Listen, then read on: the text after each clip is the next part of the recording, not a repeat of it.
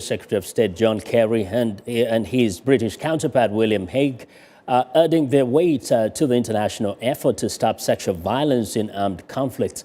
Rape has been used worldwide as a tool to subdue and demoralize individuals, women, girls and young boys.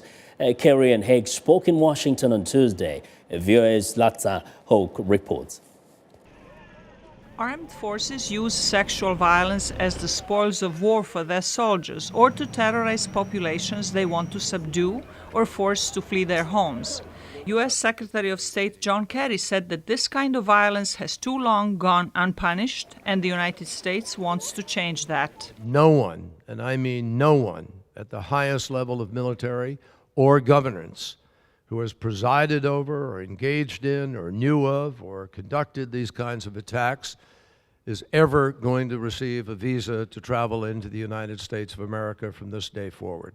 Kerry said every U.S. embassy and foreign mission will be alerted to this decision. There has to be a price attached.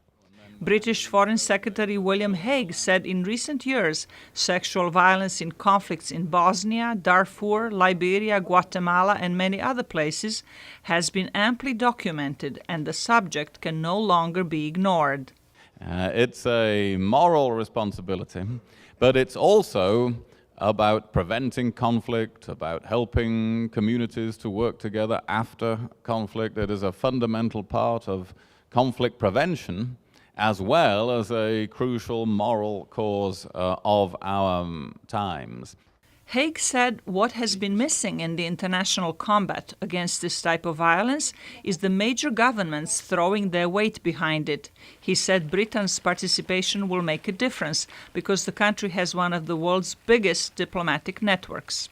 United Nations Special Representative Zainab Hawa Bangura stressed the importance of male participation in combating a crime that affects women the most.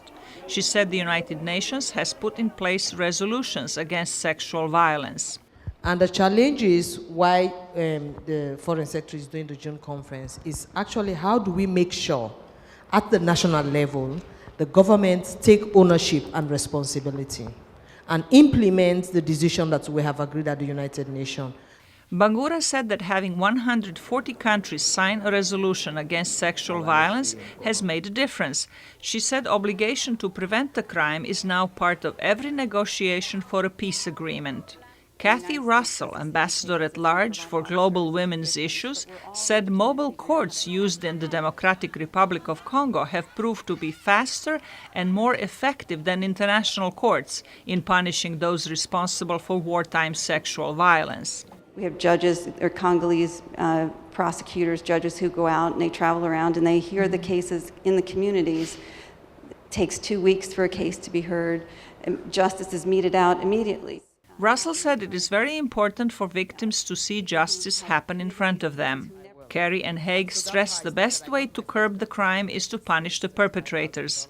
Britain will host a major international conference on sexual violence in conflict in London in June. Zlatica Hoke, VOA News, Washington. We want to know what you think about Africa 54 and the stories we covered. Join the conversation on Facebook. The address is Africa 54. And check out our headlines 24/7 on voaafrica.com.